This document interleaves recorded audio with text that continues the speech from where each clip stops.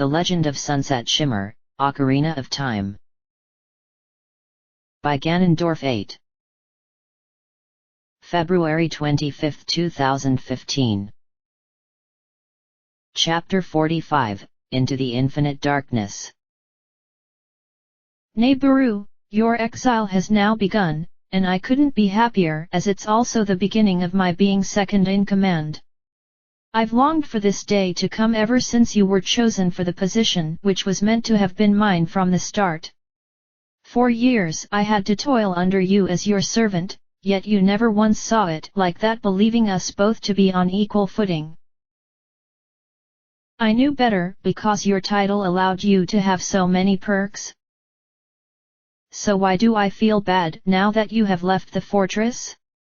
Could it be that I'm feeling guilty for having wronged you even though what happened back then wasn't your fault?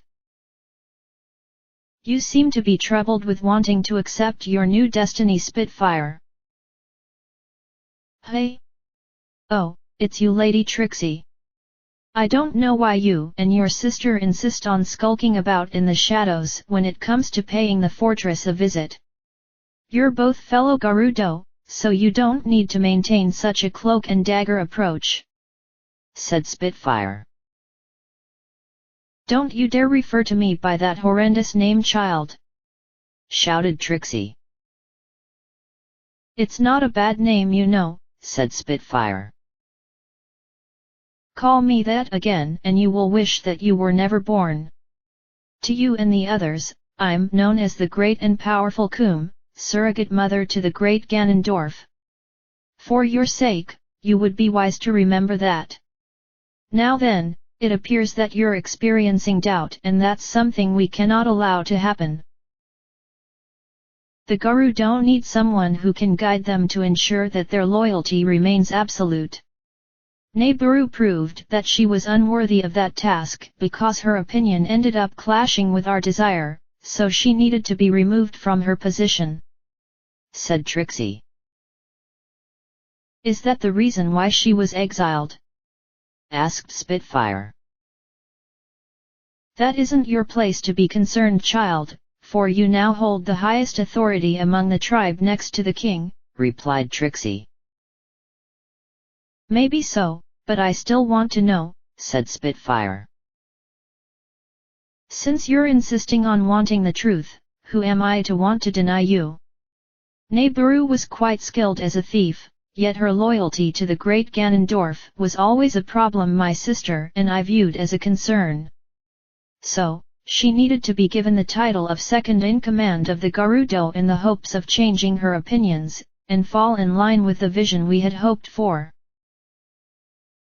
This lasted for a few years, but it seems that the king's desire to claim the Triforce has opened up her old opinions. Such feelings cannot be allowed to be felt in the hearts of the others, so it was necessary for her to be replaced," said Trixie. "And that someone was me?"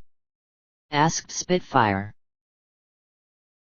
"You're much better than she ever was because your loyalty is unquestionable," replied Trixie. "Now I wish that my curiosity hadn't prompted me to ask. So all I'm meant to be is someone who will make sure that everyone follows the laws of the Gerudo? While I'm okay with wanting to be second in command as it's been my desire for years, I can't help but feel that Neighboru was cheated in a way just because she wanted to think differently," said Spitfire. "That's enough of that kind of talk," began Trixie. "What do you mean, Lady Coom?" asked Spitfire. "Your only concern is to fulfill the obligations given unto you, and to never once question the authority of myself, my sister, and your king. What she did had to be punished by exile, which has come to pass, but we shall make sure that she will always remain loyal even if it means using our magic," replied Trixie. "Magic? What is your intention?" asked Spitfire. "Don't pretend to act ignorant and oblivious because you were the one who constantly kept us informed of her actions, so in a way you were responsible for the fate which has been cast down upon her. Nibiru will be made to accept the great Ganondorf, and it will put down any notions of her wanting to question him ever again. As for you Spitfire, I advise that you continue to do as you're told, otherwise you could end up sharing in the exact same fate. Surprised that I know exactly what's on your mind? My power is greater than you can even begin to imagine, replied Trixie. I wasn't implying anything, Lady Coom, said Spitfire. Glad to hear that, child, for remember that even you can be replaced at a moment's notice. I believe that I shall take my leave so that you can get started with your new duties, and I hope that you make sure that things don't change, said Trixie. Won't you stay for a while longer? asked Spitfire. No, I must return home to prepare for Nibiru's arrival, for she is planning something according to what you told us. I know that you wouldn't have lied to my sister and me, because doing so would mean killing you right here and now. Yes, that expression on your face tells me that the information you provided is most accurate. Don't think that this will be our final encounter, Spitfire, so I shall return again in order to check up on you, replied Trixie. After having snuck back across the pool of water located in Gerudo Valley, I took a moment to regain my composure before playing the Prelude of Light, which warped me back to the Temple of Time. I really wanted to spend more time here in the past, but I knew that I needed to return to the future in order to awaken the next sage, who just so happened to be Applejack. Spike could tell that I was feeling pretty nervous about this, and suggested for me to speak to Fluttershy, as she will have information regarding to the next temple we need to visit. The Shadow Temple. Before I go and pull the Master Sword and go back to the present, I need to know more about the next temple. While I've no doubt that I can get plenty of information from Fluttershy about some of the things we'll encounter in there, I'm worried that there's something I'm missing which could spell the difference between success and failure. I know the Shadow Temple reeks of the undead because of what you've told me, but can't you provide me with any additional information? The undead have already proven to be difficult for me to overcome, but if the temple is crawling with the ones that I struggle with, I fear that I could get myself killed, thus preventing Hyrule from returning to a peaceful existence, I said. That was a bit melodramatic, commented Spike. But you know that what I said is true, I said. The Shadow Temple, as I mentioned before, is a place where the history of this kingdom is written in blood due to the wars which ravaged it for centuries, yet there is more to it than that. Of all the temples of Hyrule, this one is perhaps the most difficult to figure out, as it's the one place where evil is meant to thrive despite it already being corrupted by Ganondorf's power. When we finally begin to walk around down there, you'll no doubt feel the pain and anguish many had to suffer when their lives were taken from them as a result of war, said Spike.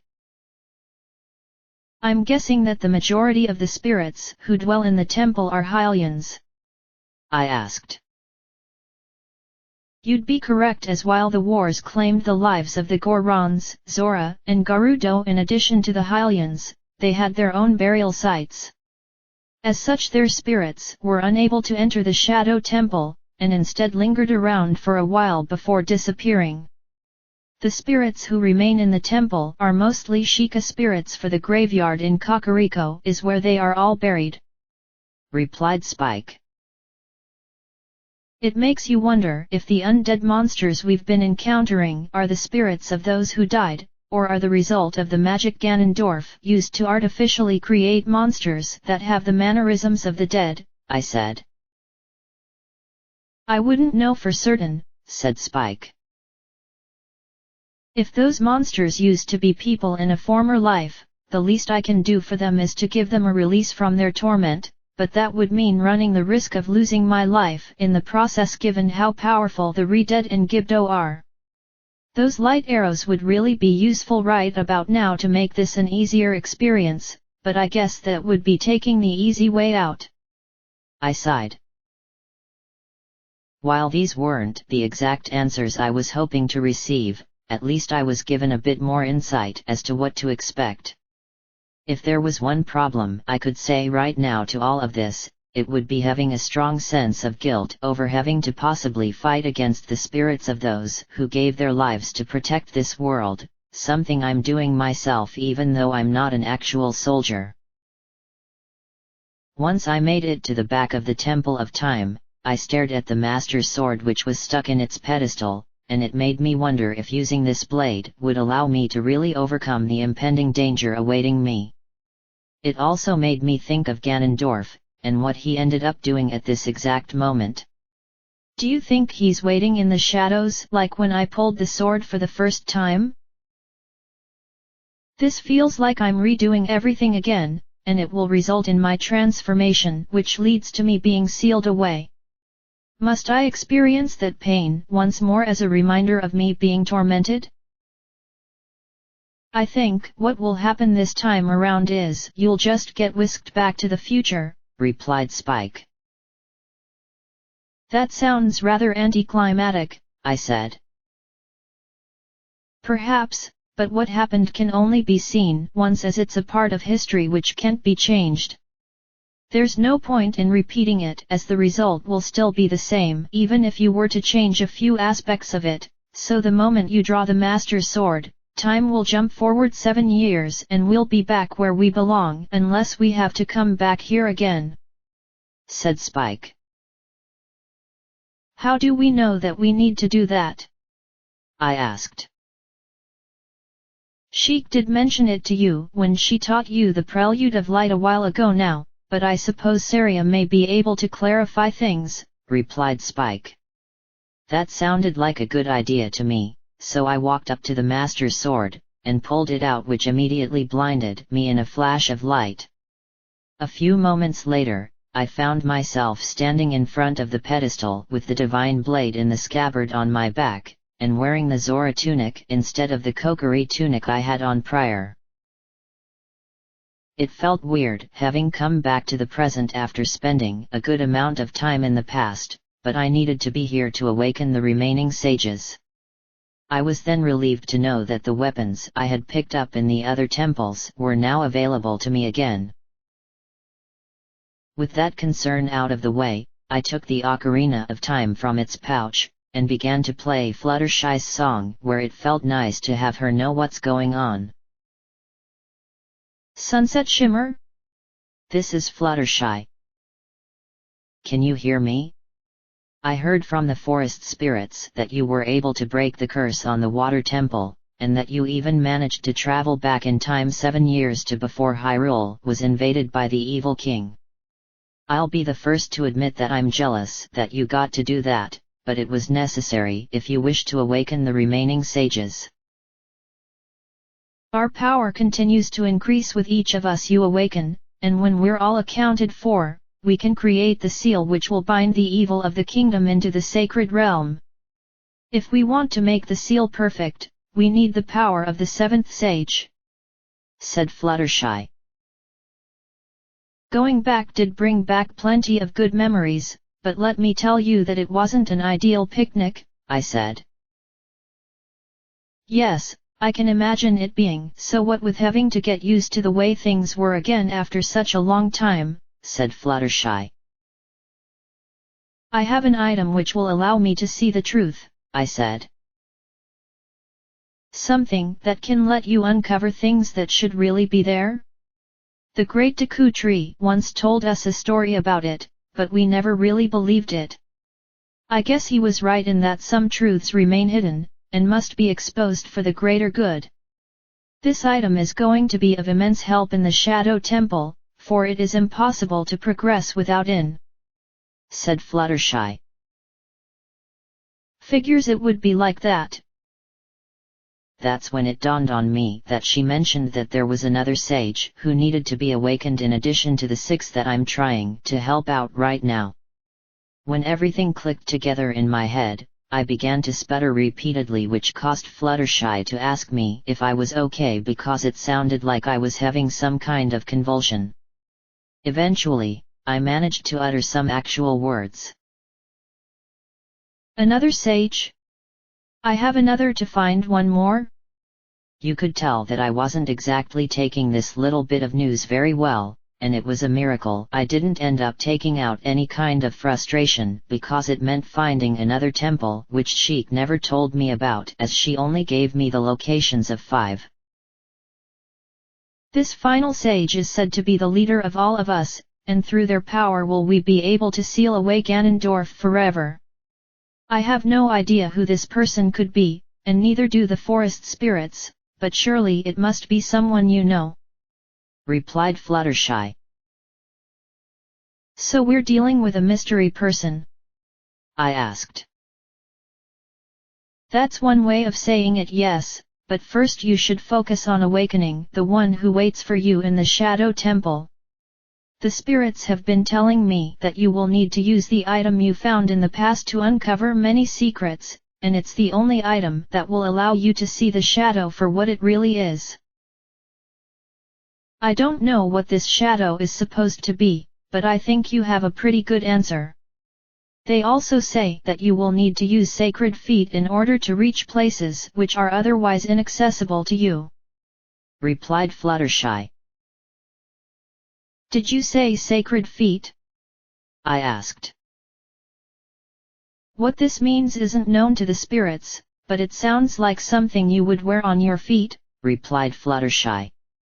Sometimes, I felt these forest spirits were aware of what is really happening, but pretend like they don't know everything as a means of testing me because of being the chosen hero. It was either that, or they desired me to struggle a little as a means of tormenting me. I'd never reveal this to Fluttershy though, as it would make her really upset, and it was just an inkling I had which doesn't really amount to all that much. Still, you have to be cautious in this world, as anything can and will happen. The spirits are seeing one last thing which has them feeling very worried, and you should be aware of that fact. They say that there is some kind of vessel in the depths of the Shadow Temple which you need to take, but it's not the kind that you can consider being one of pleasure. Why it exists isn't exactly clear, but you do need to use it in order to get to the final destination. You said that you're jealous that I got to go back in time, I asked. Being able to return to the past and seeing the world as it was before Ganondorf came must have been a wonderful sight, yet deep down you probably wanted to stay there as the problems of the current time do not exist back then, replied Fluttershy. I did contemplate it for a while before deciding to return as I'm needed here, I said. Don't get too comfortable being in the present, as you will eventually have to go back to the past one more time in order to awaken the final sage. I know that it sounds difficult having to traverse across a 7-year gap to break the curses on all of the temples, but I believe you can succeed in such a monumental task. What's this? The spirits are saying that you should go to the graveyard and speak to the ghosts who created the song that brings about the light. It seems they wish to talk to you, so maybe you should pay them a visit," said Fluttershy. I remember those two from a long time ago, I said. Who were they? Asked Fluttershy. The royal composer sisters, as they called themselves, were able to create a song which has the power to change night into day and vice versa. It was to do with their project about the musical tones of ocarinas if I recall what they told me, but they weren't able to reap the benefits of their work. Ganondorf desired their research for his own purposes, and they ended up paying the ultimate price by losing their lives to protect their secrets. I replied.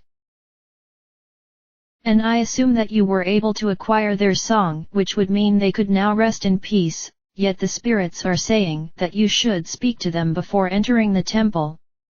Maybe the shadow has forced them to awaken from their eternal slumber, and they can't return until the creature has been destroyed.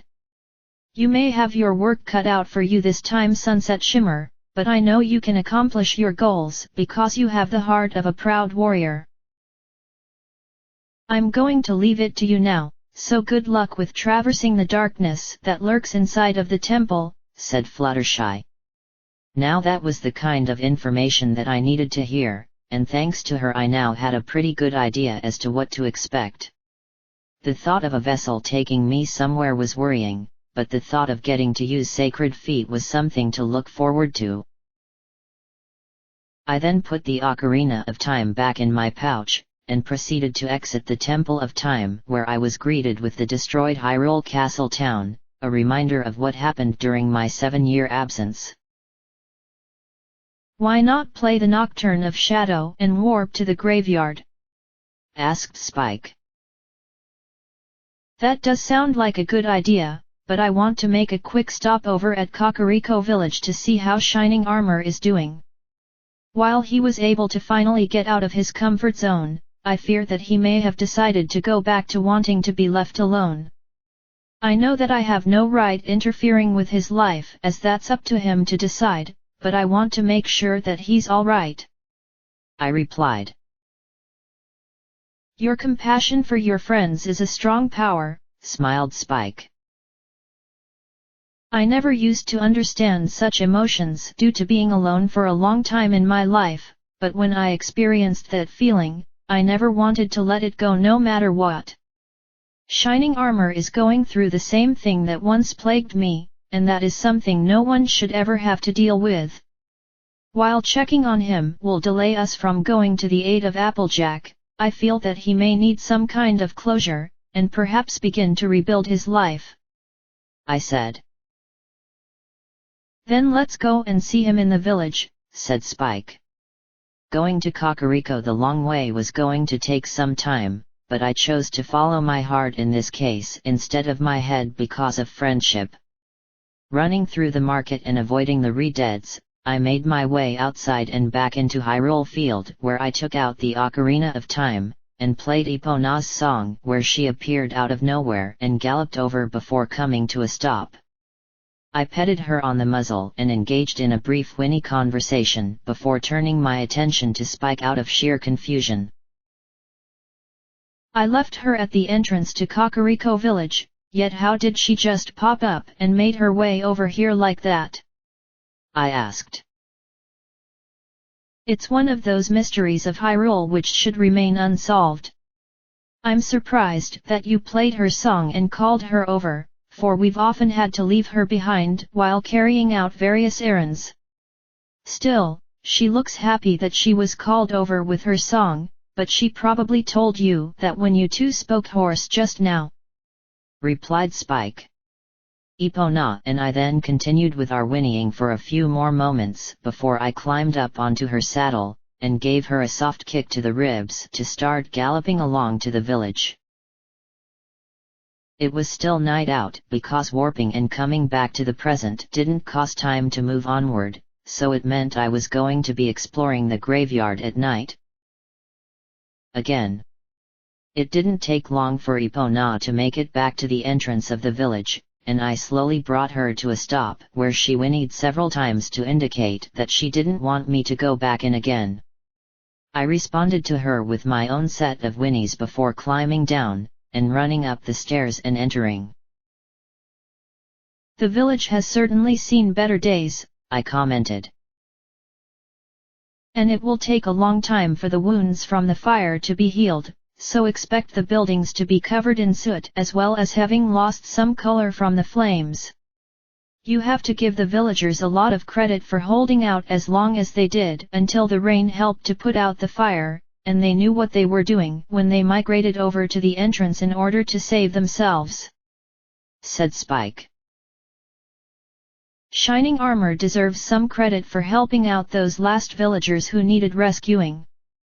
Even though the wounds he suffered at the hands of Ganondorf prevent him from ever being a guard again, he still managed to come out of hiding and performed the duty that was expected of him, I said. That's when I noticed that the villagers were out and about in the middle of the night, and this was understandable considering their lives were hanging in the balance a short time ago.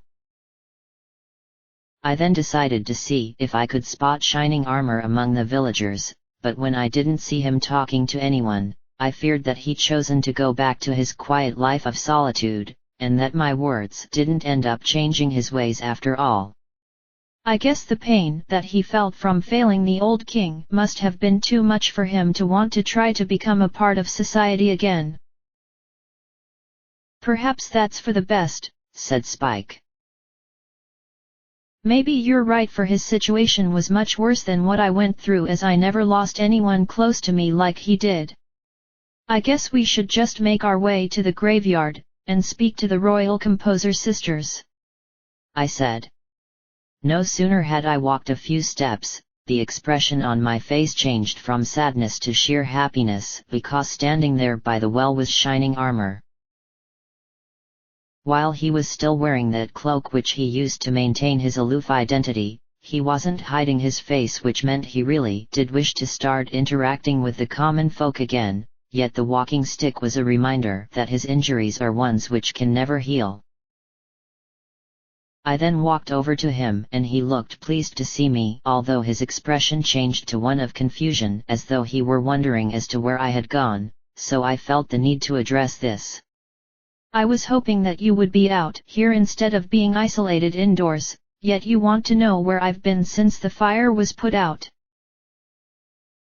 That thought did cross my mind, replied Shining Armor. I had to go on a little trip in order to acquire something, I said.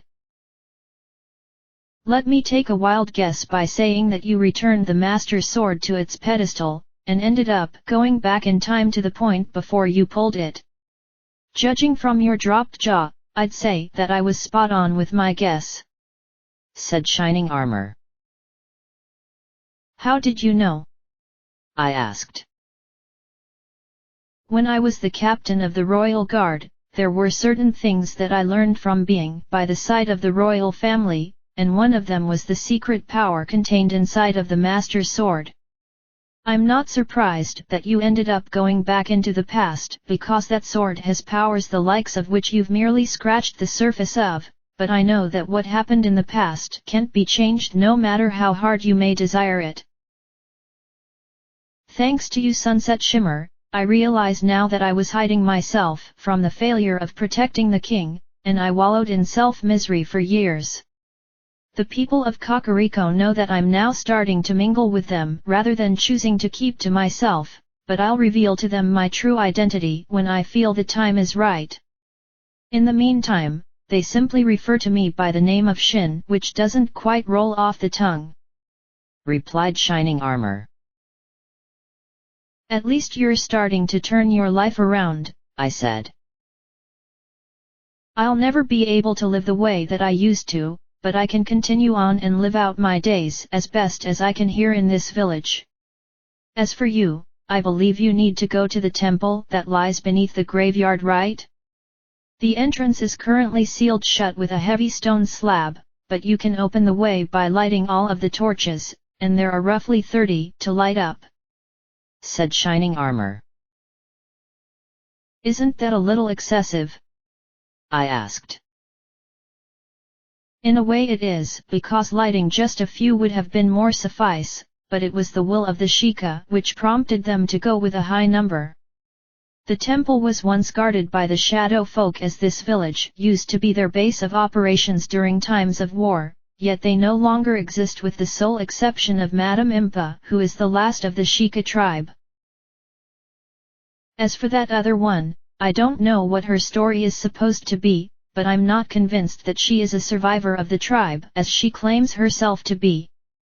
Anyway, I should probably let you get going as you need to rush to the aid of Madame Impa, replied Shining Armor.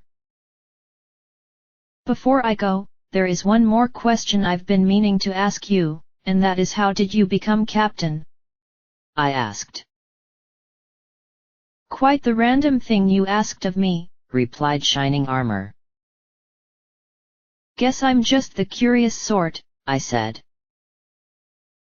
Well, you did ask me, and because of you, I've gotten over wanting to live alone, so I'd be glad to answer your question.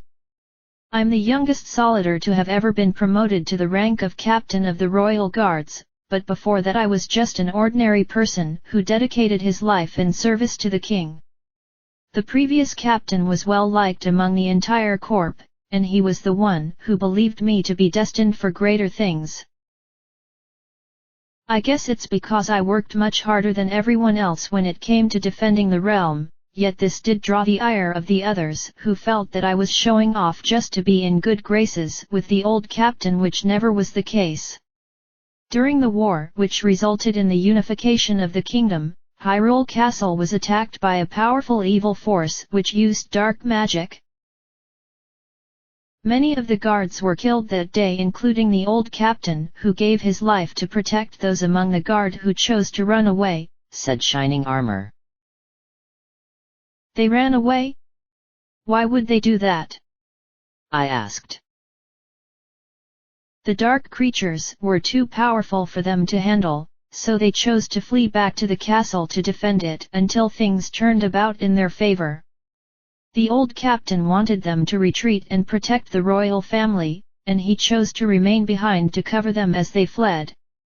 After the war was over, the dark creatures were subsequently banished, but the loss of the old captain was felt by all of us. And yet, someone needed to succeed him, and the guards drew their attention to me, believing that I would be chosen to lead them because of how I was doted over, but they were surprised when I refused to take on the position, replied Shining Armor. Did you feel that you weren't ready? I asked. I knew that I wasn't prepared to handle such a responsibility, and I even refused the king's request, for he knew that the old captain felt that I should be the one to succeed him. To cut a long story short, I said that I would think it over, and my decision came when an incident occurred where Her Highness almost lost her life to an assassin. I saved her life by taking the attack, and the rest of the royal guard knew there and then that I was worthy to lead them. So, they insisted on me taking the position after my actions saved the princess, and you know what happens from there, replied Shining Armor.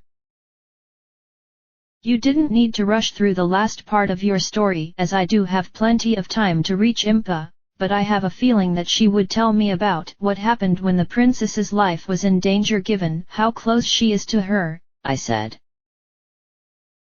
Madam Impa should know, considering she was there at the time, said Shining Armor.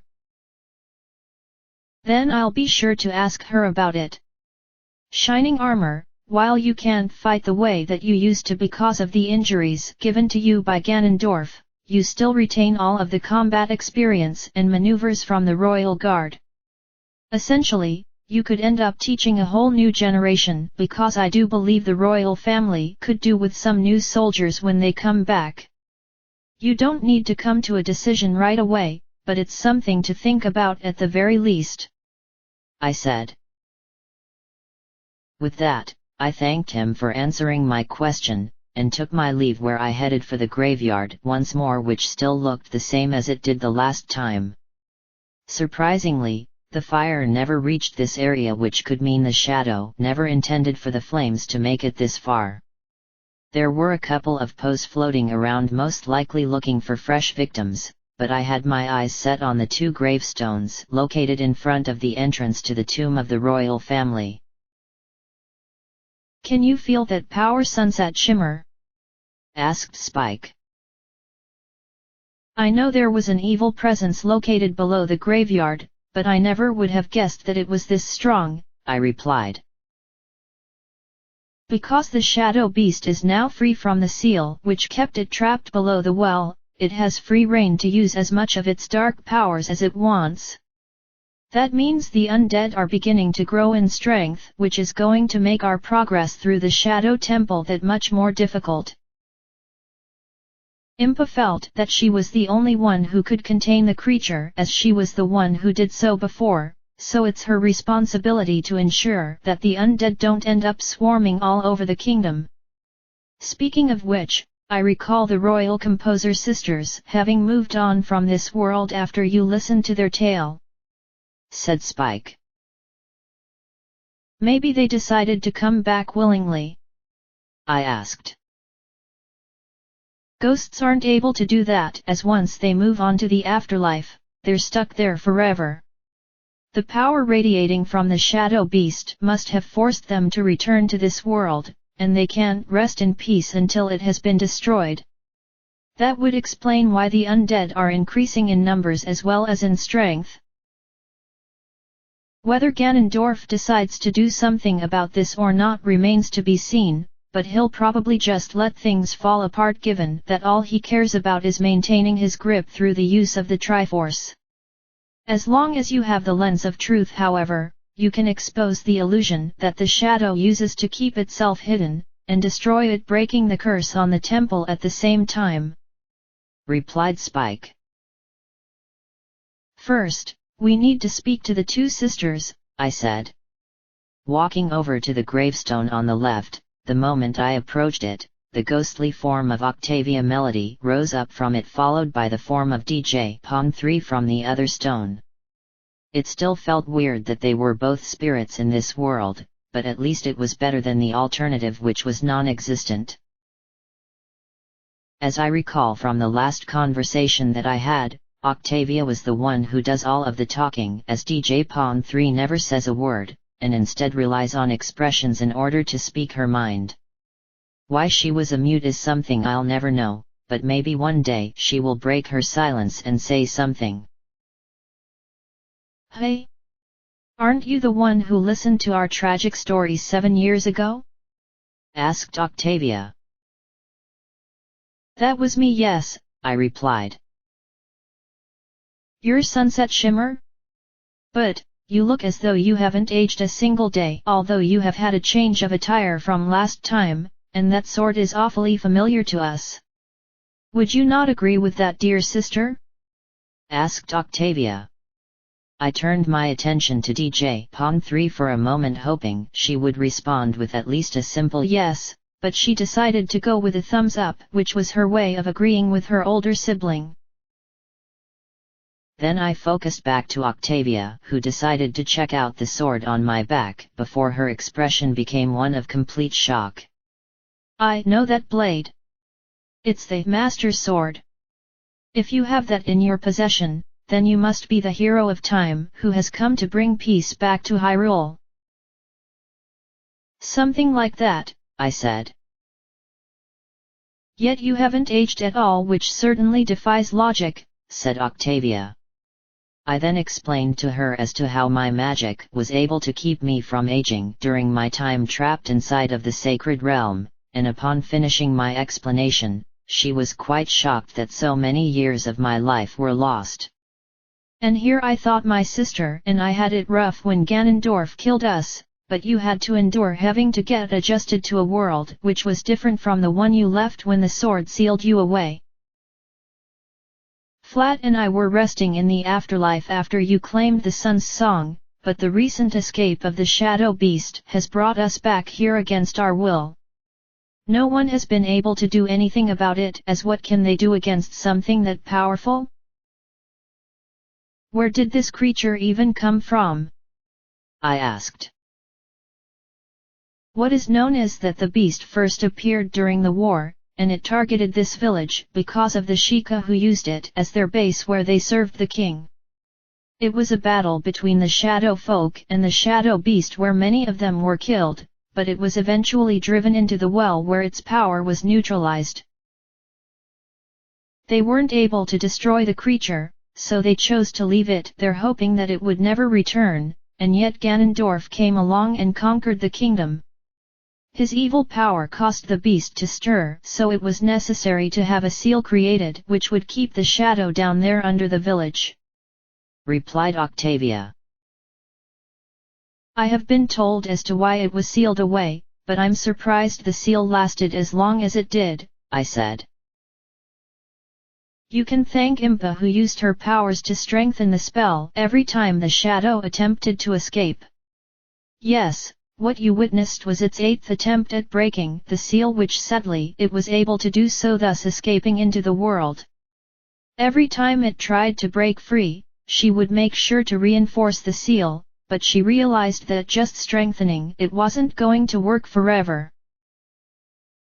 She went to the Shadow Temple in order to speak to the spirits of her fellow Sheikah in the hopes of finding a more permanent answer, but the shadow beast immediately went there after it escaped. It has since been increasing its power in order to raise an army of undead monsters," said Octavia. "I heard that you can't even see the shadow," I said. "It hides itself in a veil of darkness which it uses to defeat any who would dare oppose it, but it's said that it will yield to the one who has the Eye of Truth. That item is able to pierce through and reveal the shadow's true form as well as its weakness, but the eye was sealed away under the well long ago," said Octavia. That's when DJ Pawn 3 floated over to her sister and began to whisper something in her ear, so she is capable of doing that but she doesn't want to speak outright? I suppose this was her way of maintaining the image of being a mute, but I'll admit that it was really inconvenient. Once she was finished, DJ Pawn 3 hovered back to her graveyard where she lowered her head, most likely due to what she said to Octavia, who continued to talk. "My sister says that the one who originally owned the eye was fed up with so many asking him if they could take it off of his hands that he chose to have it buried in the complex below the village." "I'm aware of that as well," I said. "Really? That does make things easier for me to explain to you then. If you plan on going into the Shadow Temple, I'm afraid that you won't be able to get very far, as you would need the Eye of Truth in order to have a statue facing an object which exists among those that are false," said Octavia. "How did Impa get by?" I asked. "The Sheikah are capable of seeing things in a way that the rest of us would never understand," replied Octavia. "Would the Eye of Truth look something like this?" I asked as I took out the lens of truth from my pocket and showed it to them. Upon seeing it, their jaws dropped with utter shock, and immediately began to talk amongst themselves for a few moments. "I was able to gain access to the bottom of the well where I found the lens inside of a treasure chest." The two sisters were still conversing with one another, yet I knew they heard what I said due to having kept my eyes on me the entire time. DJ Pawn 3 then hovered over to me in order to take a closer inspection to make sure that the lens of truth was legitimate, and when she gave a double thumbs up to her sister, that indicated to them that it was the real deal. "You have the Eye of Truth? Then truly you are the one destined to overcome the Shadow Beast," said Octavia.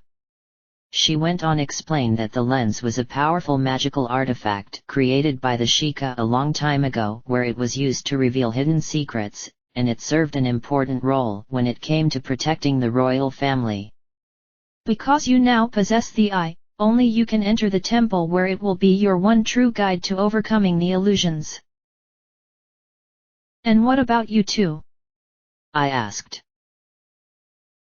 "My sister Flat and I can enter the temple, for we are spirits of the dead, but there isn't much we can do. No, you were destined to claim the Eye of Truth from below the well, and therefore this is a monumental task which lies before you. I don't mean to add any more pressure onto, but the fate of Hyrule rests on your shoulders," replied Octavia. DJ Pawn 3 then made some gestures with her hands which made no sense to me, but what she was doing was a form of sign language which Octavia understood without any problems. "Flat says that we can aid you inside of the temple, but only in certain places where the light can reach, for the darkness has corrupted most of the chambers. Should you have need of our assistance, play the sun's song in the rooms of light, and we will appear to offer what assistance we can. Until then, we shall remain here until we can finally resume our rest in peace." I could do with all the help I can get considering what lies within the Shadow Temple, but I didn't really need all of that extra pressure. "Now you need to play the Nocturne of Shadow," said Spike. "How did it go again?" I asked.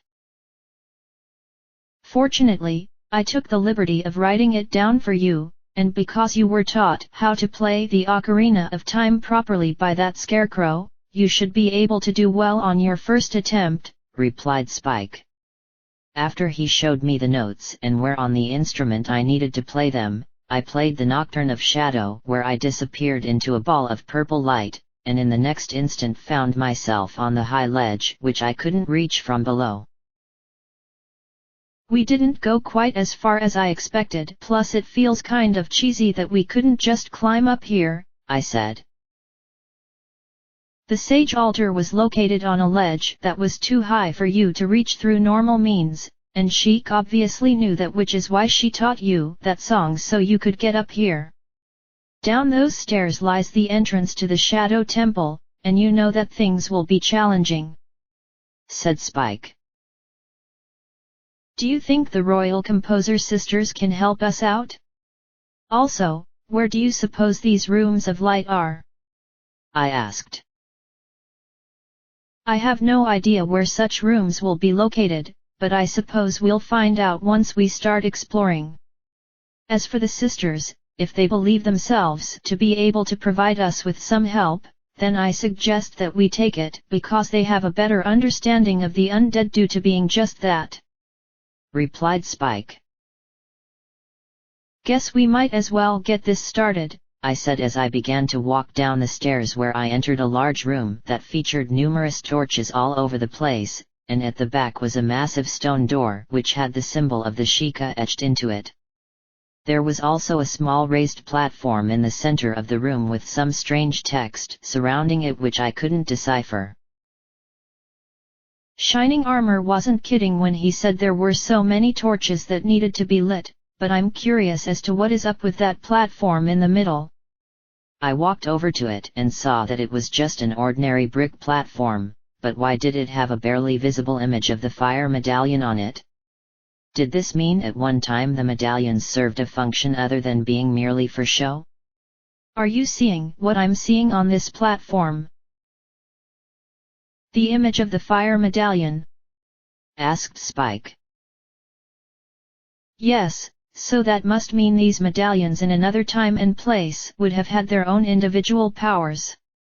It also means that using a strong surge of fire to light all of these torches is the way to go, so Din's fire is the best way to approach this, otherwise my own magic would take too long," I replied.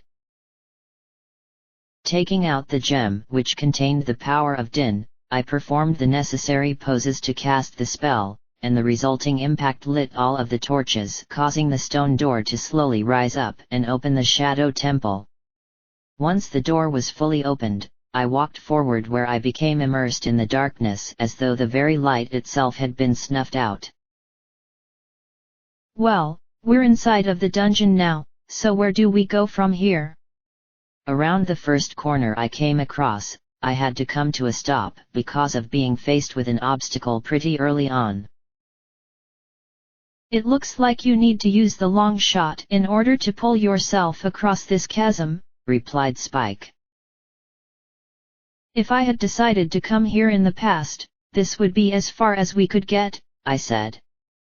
I pulled out the long shot and fired it at the hook shot plate, where I flew across the chasm and to the other side, where I put it away before facing what looked like some kind of picture of a skull. "I remember seeing those in the bottom of the well, and you heard the spirits talking to you when we approached one that warned us of danger below. Do you suppose the spirits will be able to communicate with you here?" "Most definitely, as this is where the spirits of the dead have lingered for centuries. I'm sure to be getting a lot of messages from them, although you may be able to hear some yourself given their power is stronger here than it was beneath the well," replied Spike. When I took a single step forward, the sound of a sinister voice began to reverberate within the immediate area, and it frightened me quite a bit as I wasn't expecting it to happen.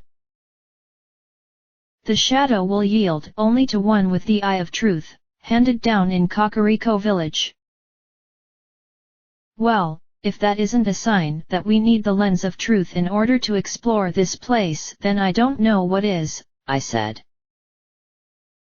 "At least we know that the shadow beast can only be seen if you use the lens. Speaking of which, I think this picture is a fake and that you can walk through it, but maybe you should use the lens just to be sure," said Spike. Taking it out and peering into it, the picture instantly disappeared, and the room beyond came into focus. Since you're going to be using that item extensively in here, you should just keep on your belt for immediate access instead of putting it away somewhere. It does feel weird getting to see the truth like this, I commented. The lens of truth knows all and sees all with the power it contains, but remember that it costs 1 magic point every second while you use it. Also, I think we forgot to pay a visit to the potion shop before coming in here," said Spike. Hearing him say that made me smack myself in the forehead really hard because I completely forgot to do that as I was in a hurry to make my way to the temple. That means I have nothing to recover my health with, and I know that I'm going to be losing a lot due to the Redeads and Gyptos which were no doubt waiting for me further along. We could quickly run back and get some supplies if you'd like. Or, you can decide to take the risk and go at it with just your wits and weapons. Looking at Spike for a few moments with a frowned expression on my face, I turned around and crossed back over the chasm before leaving the dungeon as there was no way I was going any further without the means of healing myself. Roughly 15 minutes later, I returned to the same spot as before, having gone and made some purchases at the potion shop. Okay, these 3 red potions and 1 green potion should be enough to get us through this place, I said.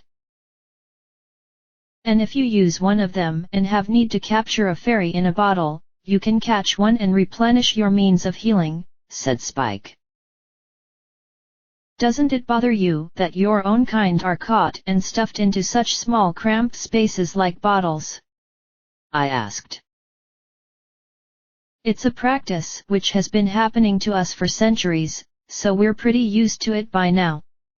Of course, this only applies to the healing fairies whose specialty is to restore the health of those who capture them. My specialty is providing you with advice as well as being a friend and constant companion, so the chances of me being bottled are slim to none," replied Spike. Knowing that was a relief, as I wouldn't even be here if it wasn't for his valued assistance. When I walked through the fake picture and into the next area, I saw that there were a number of skulls on top of poles which were surrounding a statue of some kind of bird-like creature. On the other side of another chasm was a locked gate inside the mouth of another statue which looked like the one that spewed out water back in the bottom of the well.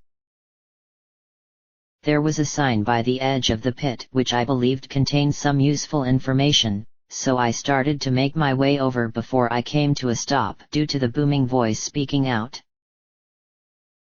"Make my beak face the skull of truth. The alternative is descent into the deep darkness. What do you make of that?" I asked. "Look how the floor below the statue looks," replied Spike. I looked down at the floor surrounding the statue, and it looked as though it were ready to give way at any moment, but perhaps there was more to it than that. "That must be the statue Sharp told us about, where you need to use the lens of truth in order to determine which skull the statue's beak needs to face. If you get it wrong, we'll plunge into the darkest depths where death is almost certain, but getting it right should allow us to progress." Grabbing the lens from my belt and peering through it again, I discovered that not only was the skull closest to the chasm was the real one, but also another picture was fake, as there was a door hiding behind it. Grabbing the stone stab which was connected to the statue and keeping the lens activated by holding it with one hand and pushing with the other, I managed to push the statue until its beak was facing the correct skull. This caused all of the skull's heads to light on fire and the gate on the other side of the chasm to open up. "That gate has opened up the way forward, but there is no way I can jump across this chasm, and there are no hook-shot plates for me to pull myself towards. I think we need to head through that second fake picture, but first I want to read what this sign says," I said. Walking over to it and reading the message, it said that with the power of sacred feet, I could cross the Valley of the Dead. "Sacred feet?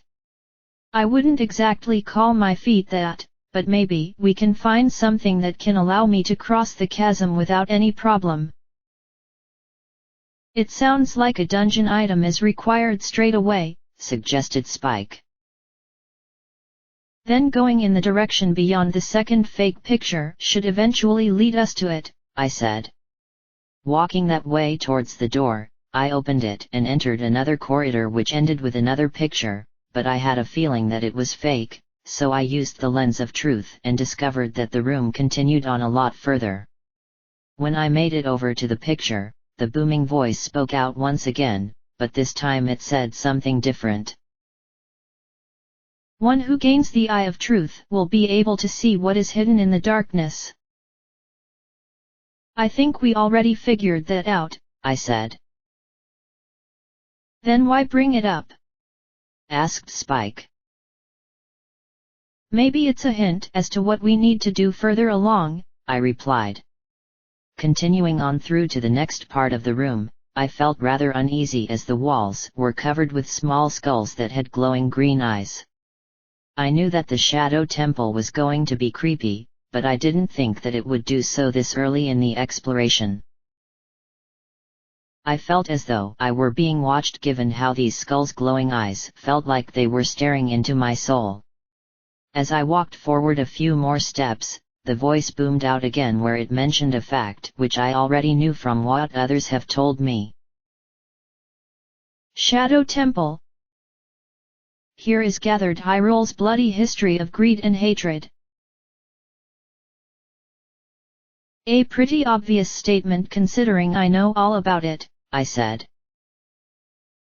It's a reminder as to the natural evil that exists throughout this temple, said Spike. What is hidden in the darkness? Tricks full of ill will. You can't see the way forward. This message from the booming voice came out of nowhere, but it was a hint that the lens of truth can reveal the right path, because once again I had reached a dead end.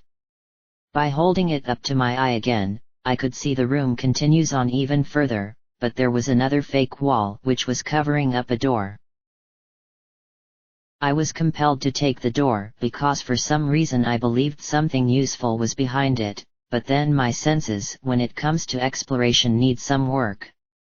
This next room was really small and upon entering it, the door locked itself behind me with iron bars leaving me trapped inside, but at least there were no re-deads to be found.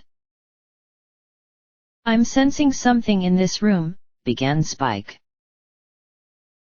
Which would be? I asked. A dark presence, but it's hiding somewhere in the shadows, replied Spike. I wonder what it is. I asked. The kind that is able to thrive, and grow strong where darkness is abundant. It's a place where the undead and the demonic are able to move about without fear of the light, and the masses are already increasing in number so long as the shadow beast continues to draw from the recesses of the infinite blackness. Sunset Shimmer. You knew that I still lived, but you lied to yourself to make you want to regress such feelings out of your mind. No. You can't be alive, I said as I stared face to face against one whom I believed to be dead. Standing in front of me having since emerged from the shadows was Sunset Demon, the dark side of my personality who was a reminder of what I became when I aspired to gain power in order to become the ruler of Equestria. I believed that she had been killed after our battle in the Water Temple, but seeing her here was an utter shock. What she said about me pretending that she was gone was true, as I always felt that she hadn't been defeated, so my mind made me believe that she was gone forever, and that I could resume my journey. Seeing that expression on your face is simply divine, laughed Sunset Demon. How did you survive? I asked. I'll admit that my defeat by your hands was real, for I goaded you into transforming into that half-human, half-pony form where you proceeded to beat the living daylights out of me. Knowing that Ganondorf had boxed me into a corner with you becoming a powerful woman whose strength outweighed my own, it made me realize that my own existence hung in the balance," replied Sunset Demon. She then revealed to me the wounds she sustained during our previous encounter, and I saw that, while they had healed, there were hideous scars that remained as a result. The she-demon then walked towards me without lifting a single finger before she began to eye me over for a few moments before walking back to where she started. I knew that I was going to die, but lucky for me that I used the power from the element of magic in order to cheat death. Gasp! What did you just say? I asked. You never knew? I'm not surprised given your reaction, but I'll still tell you anyway because I find it all to be so ironic. When you were defeated as me, you were wearing the crown that belonged to Princess Twilight, and while you ended up losing your power, it was able to retain itself inside of my body. Think of it as taking the power from the element of magic, and creating it as a backup for me to use. That crown's magic was one that I could never forget, yet all I have is a weakened version instead of the real thing. Not that it matters, mind you, as it was still enough for me to be able to survive.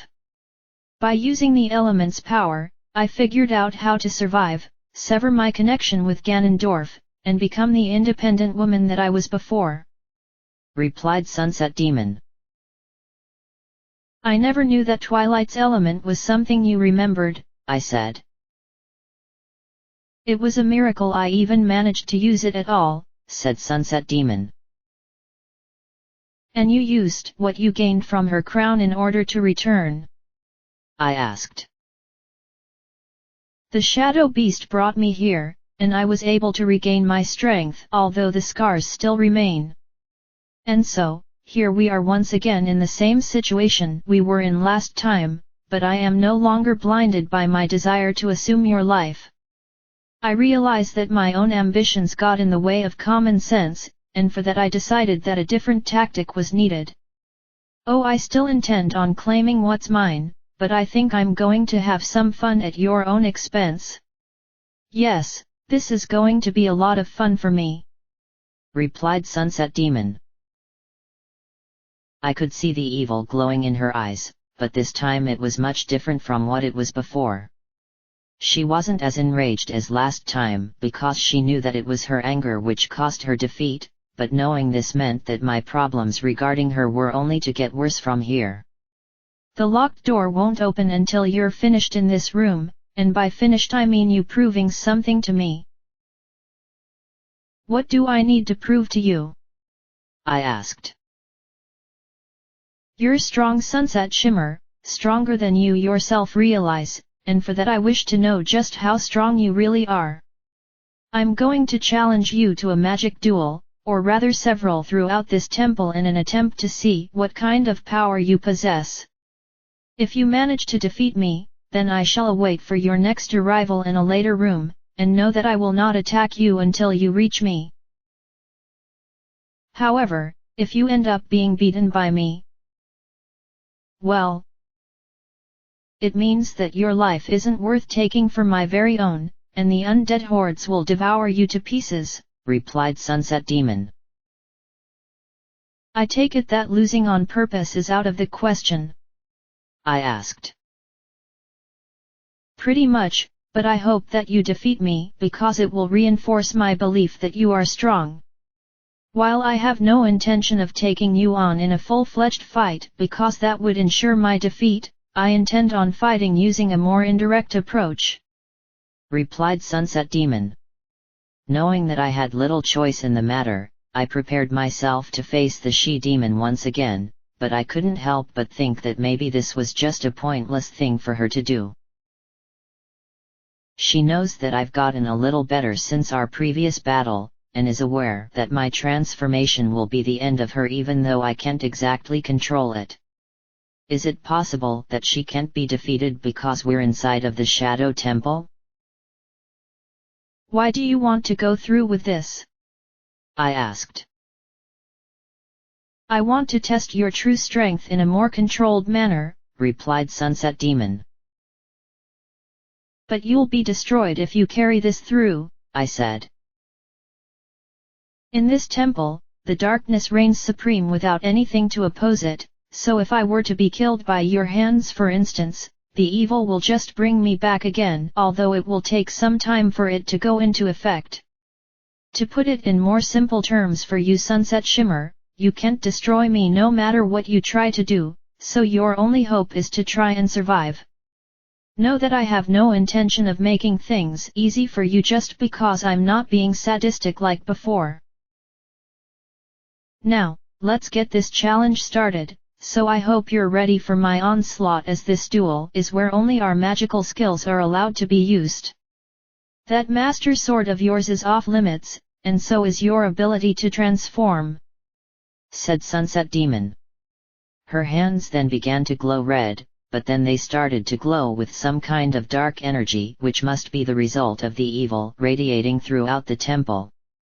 I had to defeat the she-demon again if I am to save Applejack, but this was going to be much harder for me. To be continued. Chapter 46, Demonic Magical Duels.